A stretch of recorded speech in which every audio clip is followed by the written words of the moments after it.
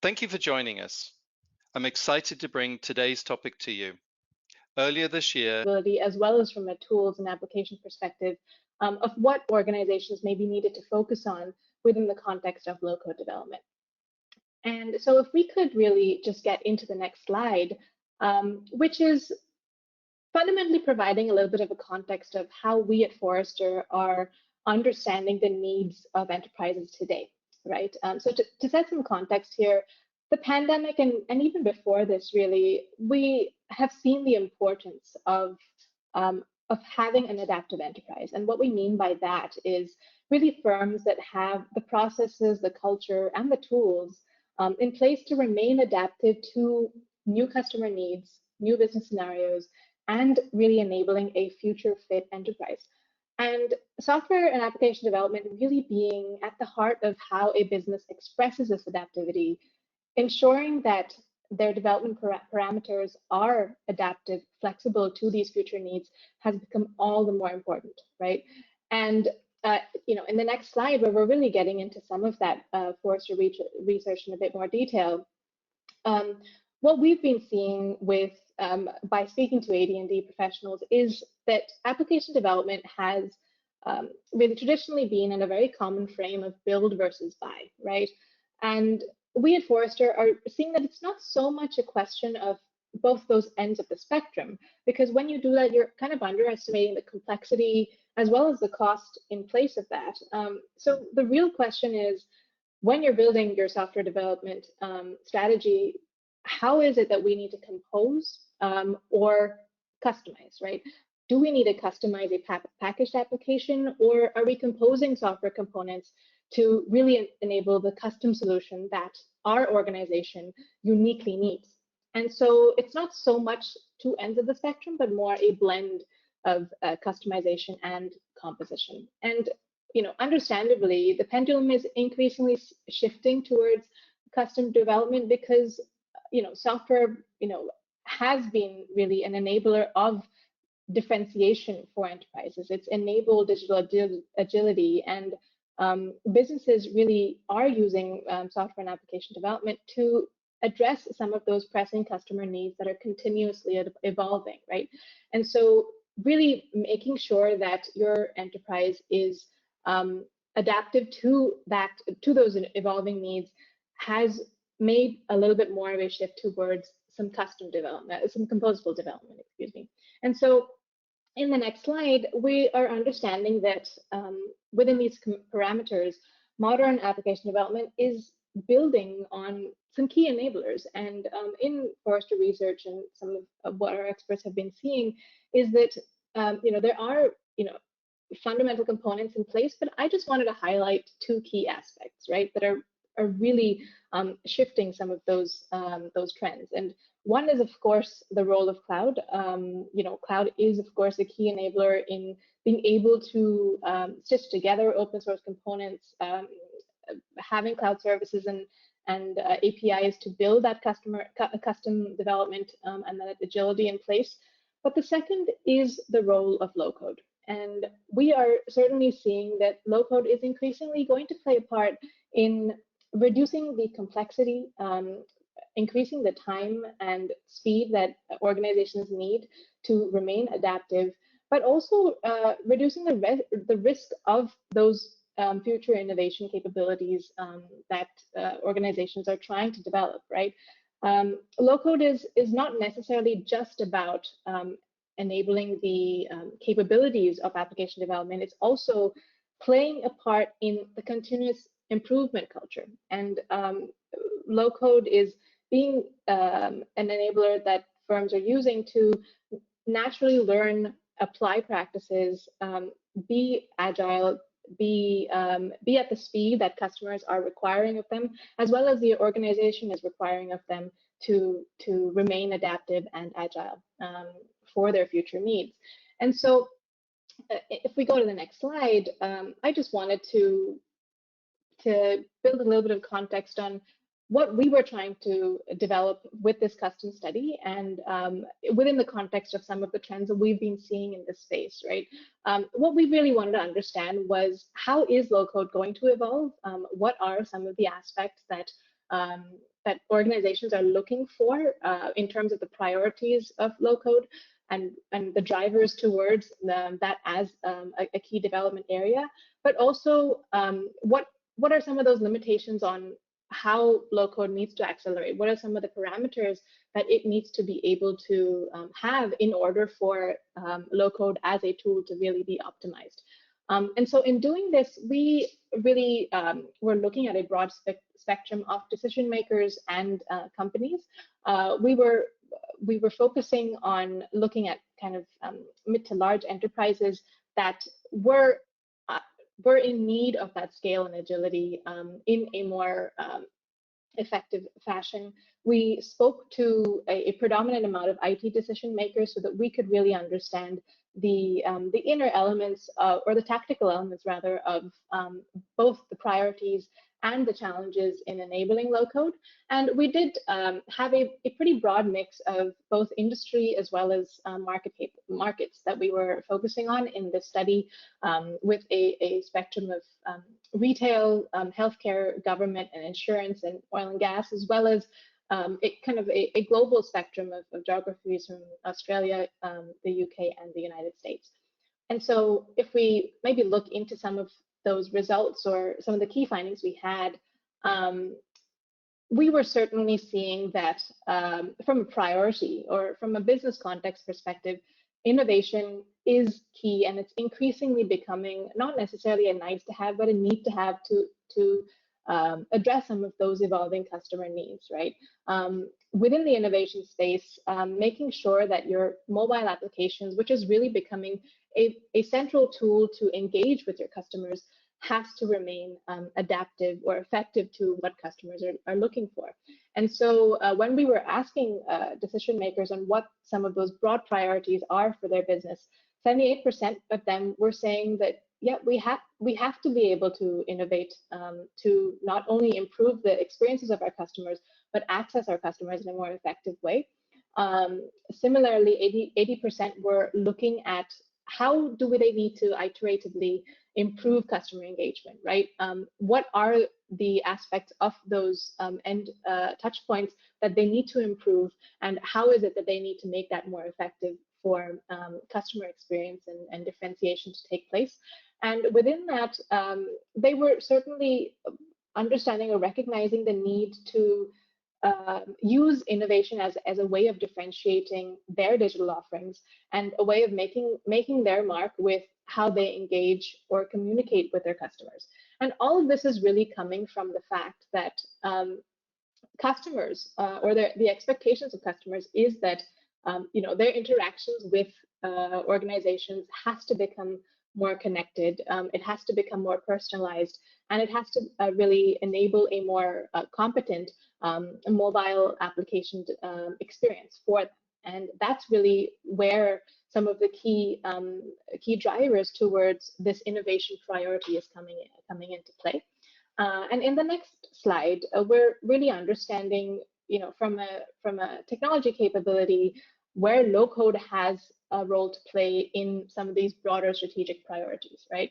And the answer to that is it's increasingly going to play a significant role. And the reason for that is that when we're looking at IT decision makers, one of their key priorities is, in context of what their customers are looking for or what their business is asking of them, improving mobile experiences, not only from enabling what your end customer is looking at or how they're experiencing your organization, but also how does internal applications in within the business enable that customer experience, right? How do both of those really need to interplay with each other in order for a positive customer experience to take place? And that is certainly a context with which IT decision makers are building their software strategy, but also low code is going to increasingly play a role in that because of the scale and velocity that it enables. And so, 68% of the decision makers that we had engaged for this commission study, we're seeing that low code is going to be an enabler of furthering that scale, furthering that velocity for application development to be effective for those current needs, really. And so in the next slide, one question I think we need to ask ourselves is, how is that really leading to differentiation? It's not just about the prioritization of it, but are we really seeing an effective play of low code in enabling those broader business priorities for innovation? And a majority of decision makers were certainly understanding the importance of that. They were certainly seeing that their mobile and application delivery experience needs to go to the next level. They want to be able to bring in emerging and differentiated technologies to enable a more effective mobile application delivery experience. But being able to really build that differentiation, or actually walking the walk, so to speak, 12 to 15% of the organizations that we had surveyed were actually adapting some of those newer capabilities. And if we look at some of those emerging technologies like RFIDs, augmented reality, AI ML capabilities in business critical applications, that still has scope for growth. And so there is perhaps a need for really understanding how should low-code development, or the tools and capabilities that you have in place, become more effective to enable that differentiation. And so, in the next slide, we're really understanding that some of the key drivers for what they're looking for with low-code is, there is, of course, the kind of the traditional aspects of it being fast, of building that speed and agility, but it's also about some of those key business metrics that are in play, right? 82% were looking to improve developer productivity with low-code adoption. It's also about that internal operation efficiency that is coming into the fore as a key driver for low-code. But it's also, I think, this interesting dynamic of how low-code needs to play a role in multi-experience management, right? When we're looking at mobile innovation, it's not just about that mobile as one core channel. It actually needs to interplay with the various channels in which a customer is engaging with you. And so, building on the flexibility that low-code is able to provide, the ease of application development, IT decision makers are looking for how it actually plays a strategic role in that experience management across multiple channels. But really digging deeper into how it's playing a role right now, or how it's being practiced right now in the next slide, we're really understanding that there's not really just one side that low-code is playing a role in. Organizations are still trying to understand how low-code needs to really be optimized in their organizations, right? And so the business applications that they are currently developing low-code with is certainly both from a customer-facing mobile applications domain, but also from the business applications or enterprise-wide development that is needed, and low-code is certainly going to play a role in that, and that is only going to increase in the near term, according to the decision makers that we surveyed. 53% were seeing that it's increasing. They're going to increase low-code implementation for their customer-facing mobile applications, and similarly, more than half are looking at the enterprise applications and using low-code for that as well. And so the intent is there. The intent for the acceleration of low-code is certainly there. But an interesting aspect of the room for growth that we see in the next slide is that there is still potential for further leveraging low-code's adoption in the application development portfolio, right? Currently, we are certainly seeing that 58% of organizations are implementing or expanding their low-code capabilities, but that's still, an average of about 20% of their application portfolio. It's still growing, and that's certainly something that it shows that it is kind of an emerging capability that only needs to accelerate as businesses become more adaptive. But it's also something that, while that acceleration is taking place, we must ensure that effective parameters are in place with respect to the tools that people are using, as well as the practices that organizations are adopting to really leverage low code in the right way. And so, that's really what we're seeing in the study, and how the practices have been developing so far. Andrew, any thoughts on that, really, from your perspective? Yes, Shruti, let's move to the next slide. So there are a number of really interesting pieces I wanted to sort of pick up on, Shruti. The first part was really thinking about the enabling digital innovation, which is a big theme of what you're actually saying. And in our experience, I mean, some of the aspects of the firmographics you were talking about are very much aligned to some of the innovators that we see, who are adopting our platform. And I'll get into some of those use cases in a second. But I thought it would be worth sort of connecting the dots on, who are some of those roles from our perspective. In our experience, there are sort of like four primary groups of people involved in the building mobile and multi-experience solutions. On the left-hand side here, we have business leaders and digital innovators. They're the ones who are concerned about the operations of the business. They're usually people in the C-suite itself. And really, depending on the focus of the app, and we'll talk about some examples in a moment, it could be about improving their operations, differentiating how their brand, and it could be just about providing better services to their employees, customers, and partners. Now, that could be centered around if they already have some sort of brick and mortar presence. It could be that they have some other digital presence, or maybe the app itself is their digital business. And I have an example to share there. What we hear from CTOs and CIOs is, what they're really interested in is velocity, velocity, velocity. And I'm sure you heard that in the study, Shruti. It's really about, speeding that innovation for them and cutting down the delivery time, because the CTOs and the CIOs see the imperatives of the business and want, their teams to be responsive to the needs of the business.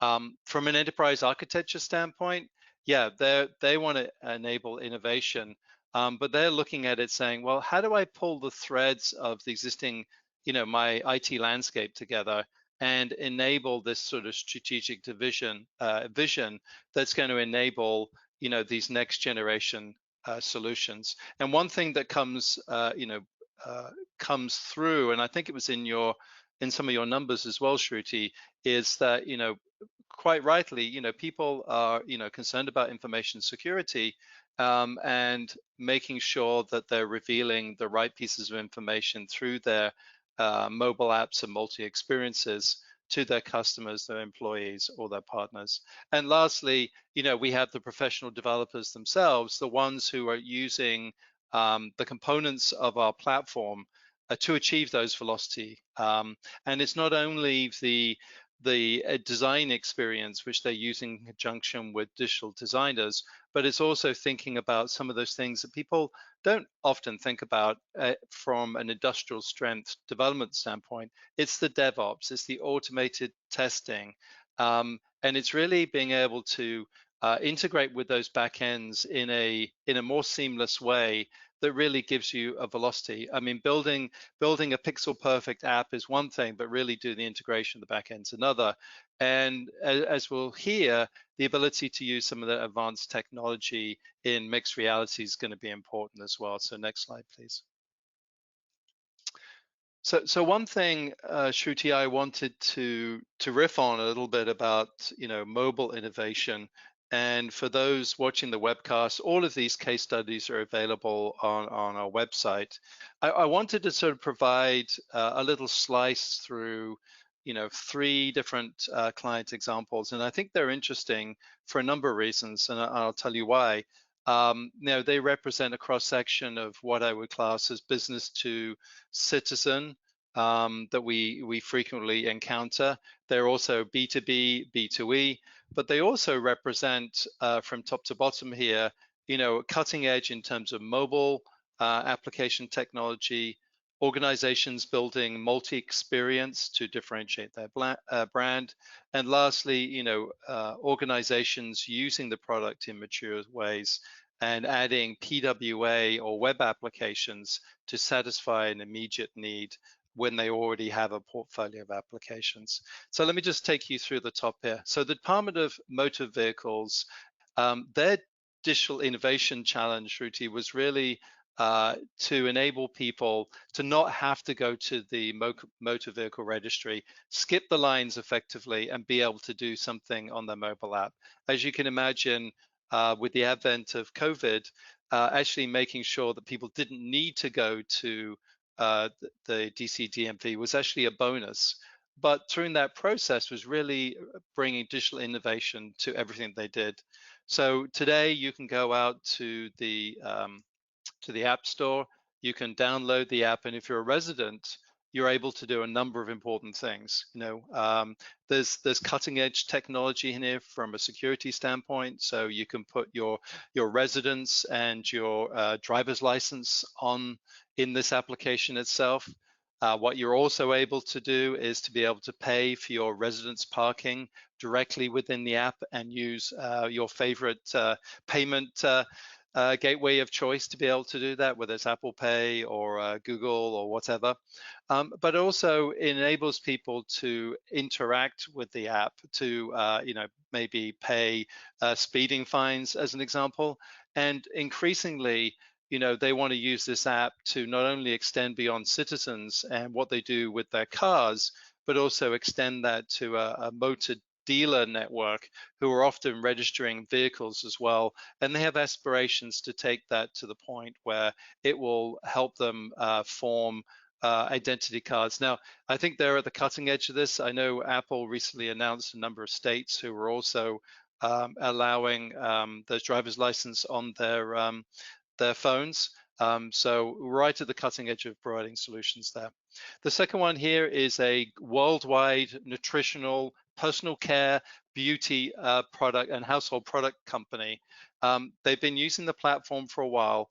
Essentially, in the B2B world, they sort of describe themselves as serving the people out there who want to participate in the gig economy. And we think about the gig economy, people like Uber drivers, but there are people who are creating secondary streams of income by working with organizations such as these. What's really interesting about this, they have by now a mature usage of the platform, and they have 20 plus applications available in 60 plus countries, and they're able to build that within 18 months. What's also very interesting, and this will get to a topic I know is sort of close to the narrative here today, is they were able to build a distributed center of excellence. So essentially they have people building the components of their applications and new applications as they get built, and they're able to have people assemble those applications into geo-specific, if necessary, solutions with local translations. Also, what it means is that, if a development team somewhere in the world develops a new component, that can be made available to the rest of the Center of Excellence and be incorporated into other parts of the application. So, what's interesting to this, as you can imagine, with a beauty products and nutritional personal home product type company is, they see two areas of multi-experience, which is useful for them. One is voice recognition, which is very useful. The second area is really around AR. Imagine if you're selling, products into a home, and you're the representative. Not only can you show, the product and show a demonstration of the product in an augmented reality way, but you can also show it in the context of someone's own home as well. So rather interesting, leads to improved engagement, but it makes the whole experience rather interesting. And the last thing I would say is using it on top of our platform means that they get extensive information about the usage of the applications by their members, and that improves the capabilities and leads to innovation. The last one I have on here is the Vermont Electric Power Company. It's an organization of 150 employees. They use the platform to run 14 apps already to cover different aspects of their business today. What I think is really interesting and enshrines, Shruti, what you were saying about velocity here. They had a need, obviously, within COVID, to better understand and monitor the health and well-being of their employees. So, working with HR, they came up with a process, a form that originally they put onto paper and they built into an email distribution. But using, the mixed capabilities of VoltMX, they were able to build a PWA app within a week to be able to replace it. Now it becomes very easy for them to have an immediate dashboard of the health and well-being of all of their employees. And it was something that, a single developer turned around in a very short order of time. Next slide, please.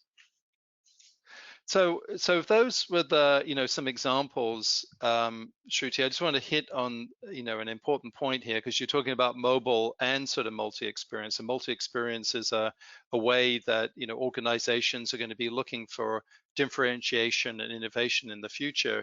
Is that, VoltMX is special.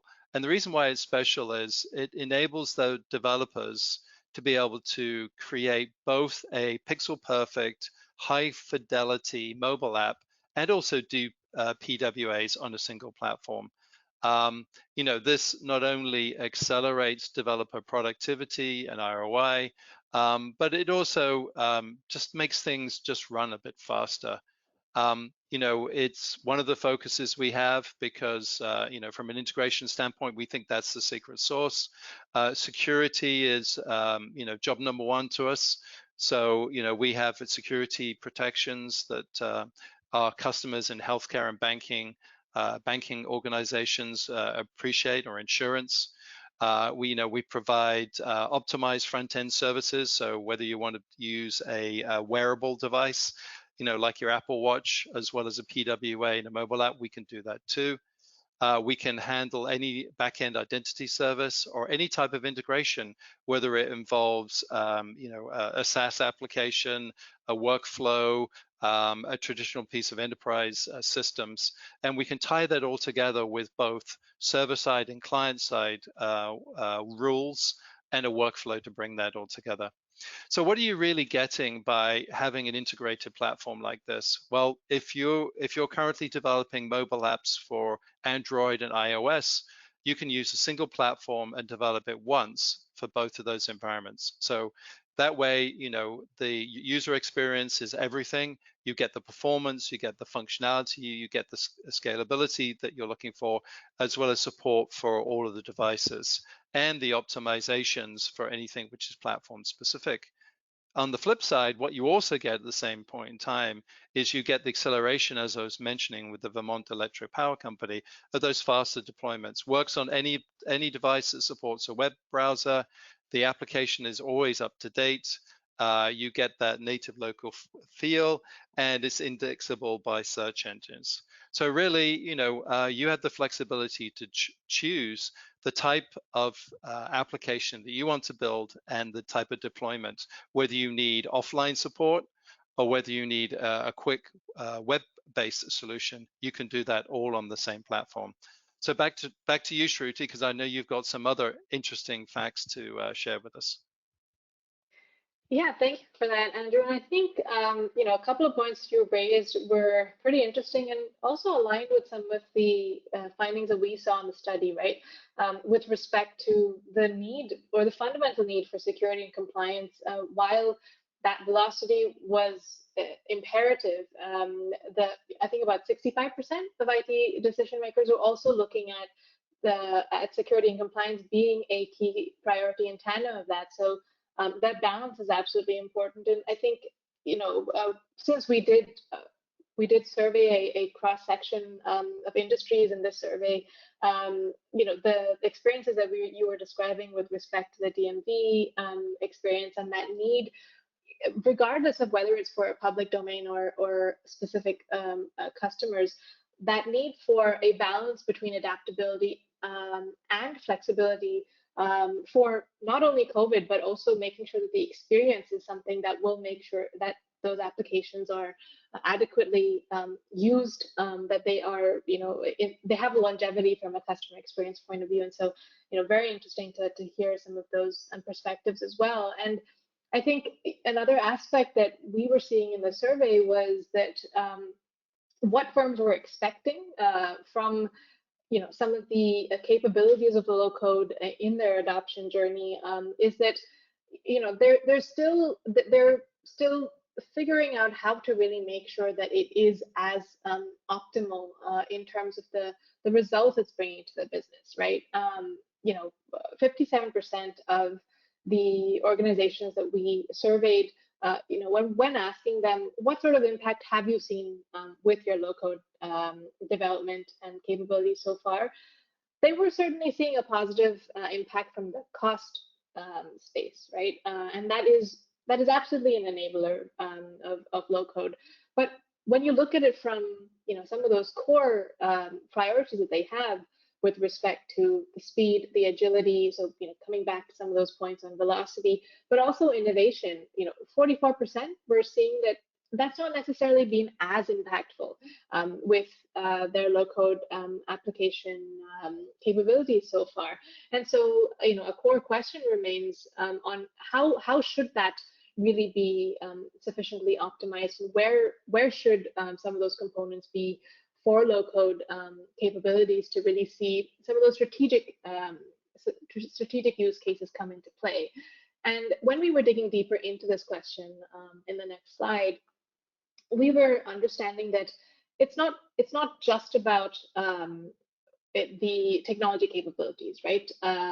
Absolutely, that is an important aspect, but coming back to that flavor of compliance, regulatory issues that people have to consistently stay on top of is something that will, fundamentally also impact how digital innovation needs to take place, and also in enabling mobile application development in a more effective fashion. Regulation aspects or needs are still actually kind of a top of mind focus for that technology decision makers have to stay ahead of, and it's also becoming an inhibitor in a certain extent to seeing that effectiveness take place. But there is nonetheless a technology aspect as well, right?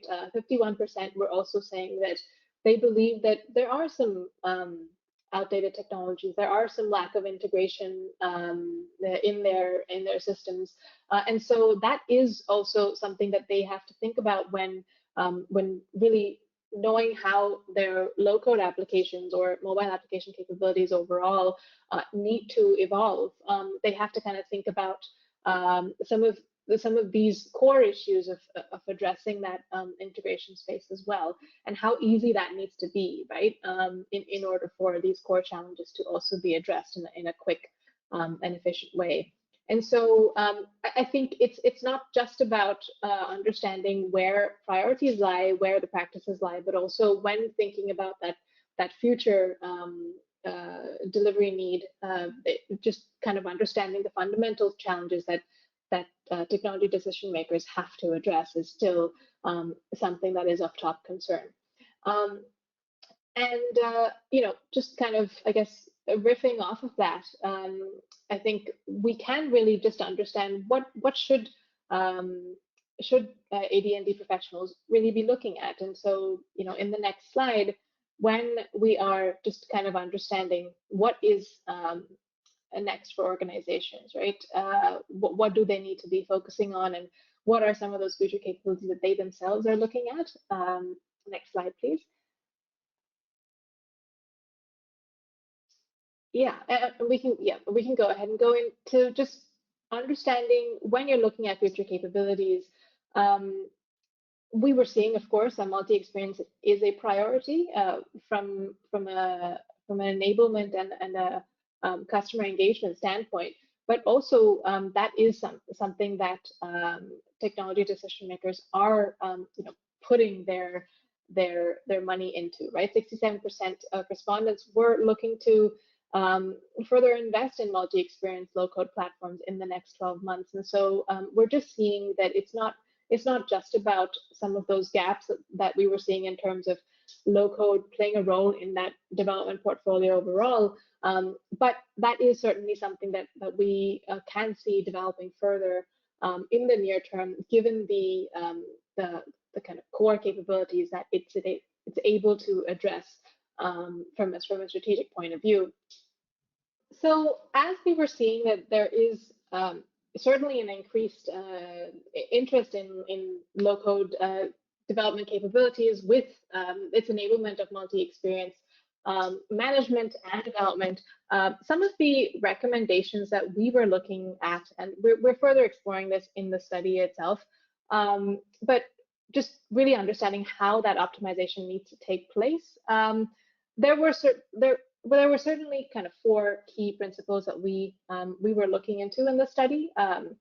Really going back to some of that fundamental research that we are seeing at Forrester, right? With respect to that composable development model, certainly understanding how both cloud and the agility that it enables has to really go hand in hand with low-code capabilities and adoption overall is something that is fundamentally going to take place in the market when people are looking at bespoke application development, right? And so when looking at that and when looking at how low-code application capabilities need to really be effective, just being able to ensure that the capabilities that are in place with those platforms, as well as those practices within application delivery teams, is that speed and scale have to both really be considered.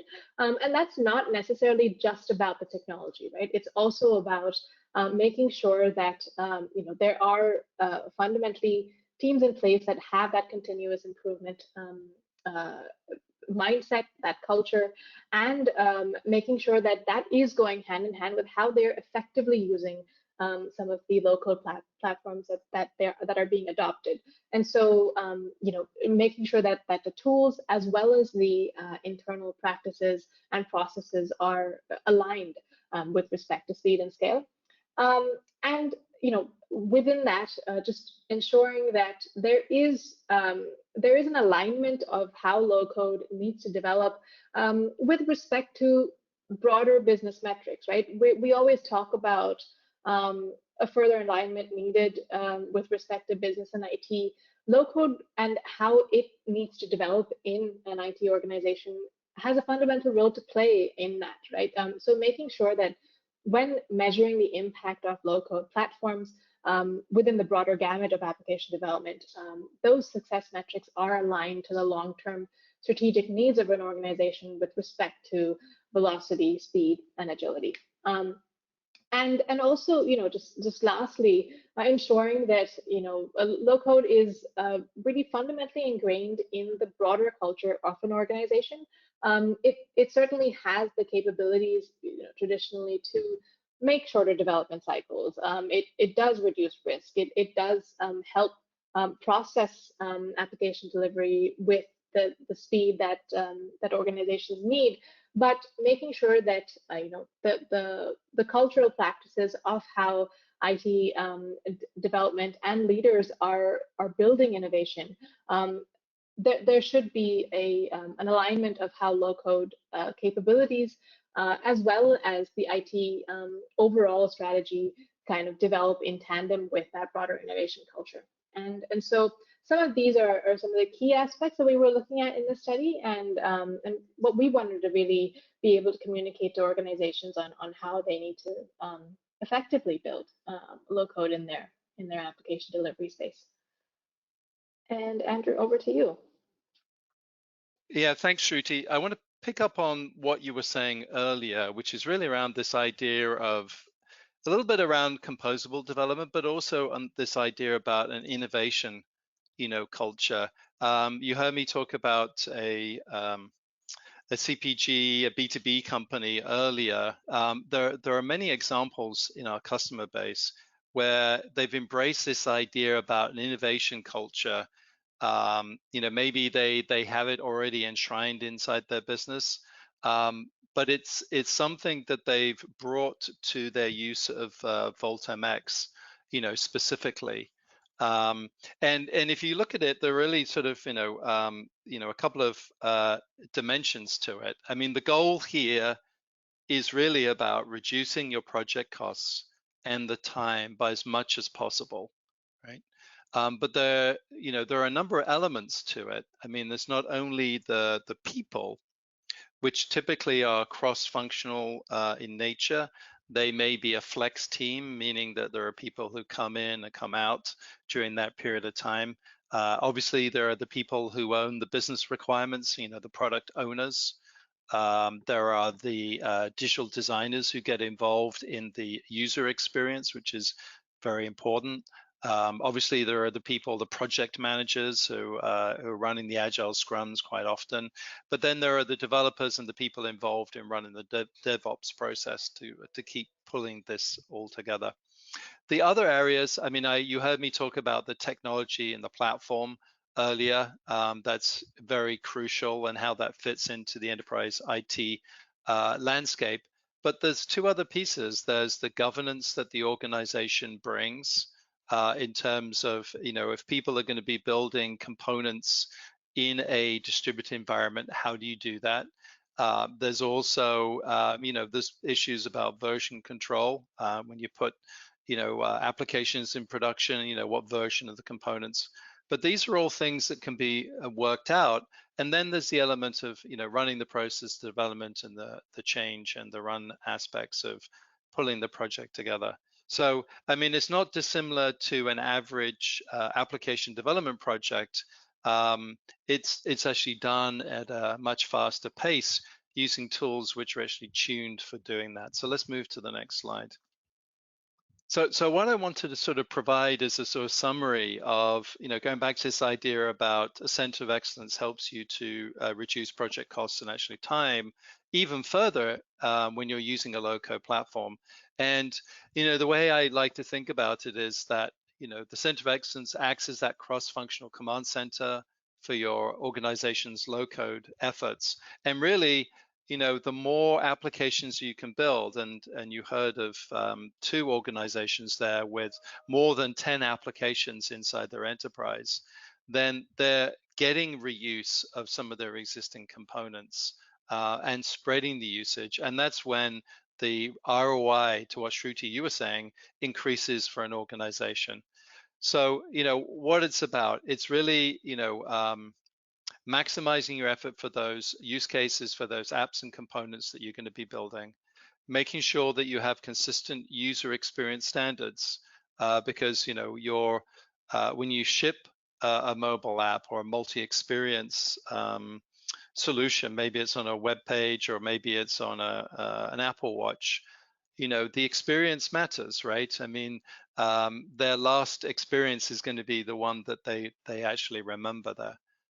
Is also thinking about the integration. What does the complexity of the integration backend landscape look like? For some organizations where they have distributed solutions, like the B2B company I mentioned, their inventory systems are different across different parts of the world. So making sure that you can seamlessly plug and play different backend systems into your application is essential.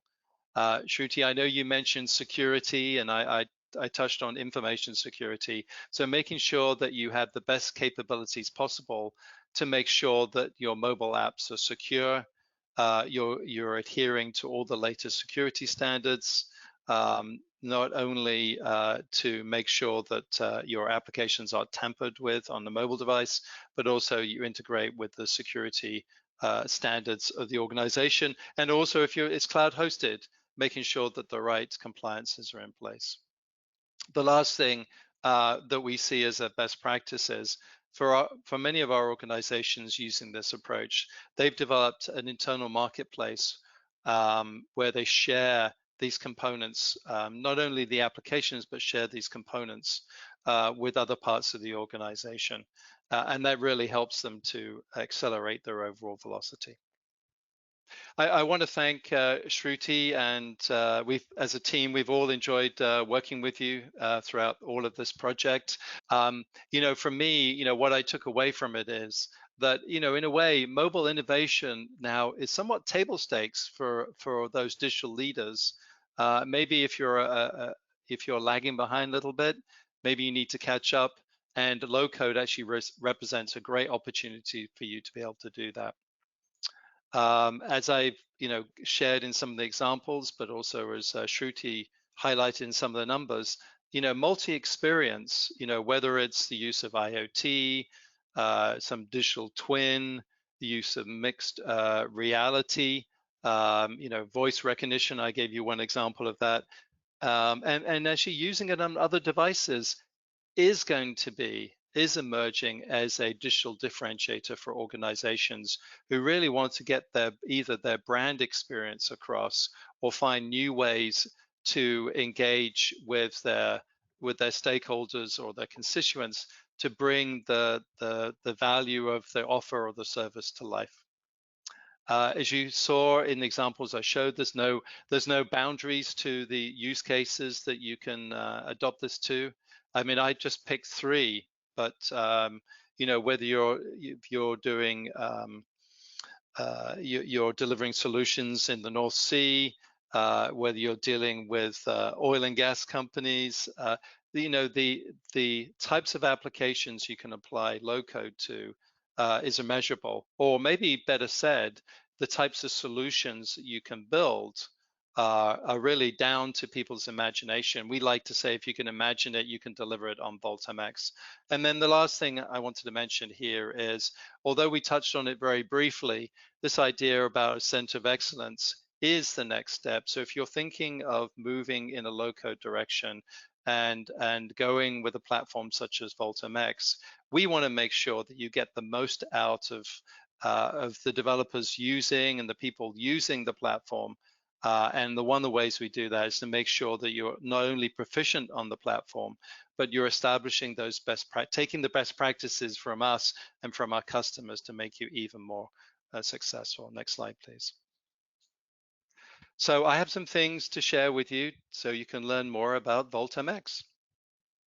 The first thing, really 2 things. The firstly is we're very proud to have participated in the Forrester Wave for low-code development platforms for professional developers earlier this year.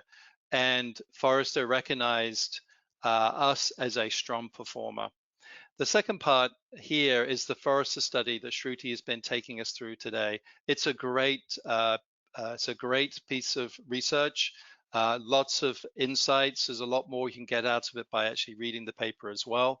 And I encourage you to take a look at that. And these will both be available to you as a participant of the webinar. Next slide, please.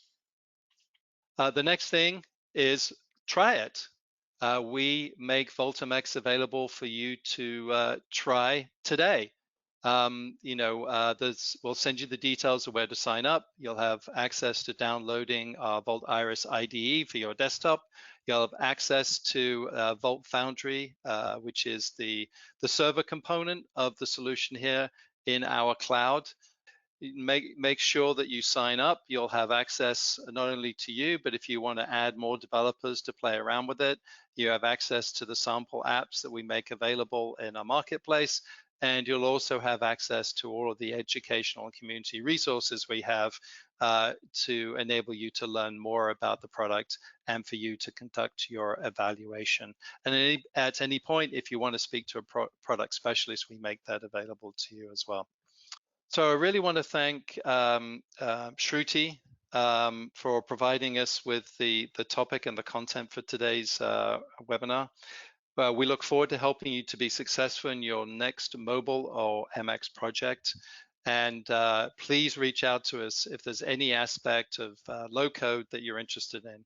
Thank you very much, and thank you for joining us.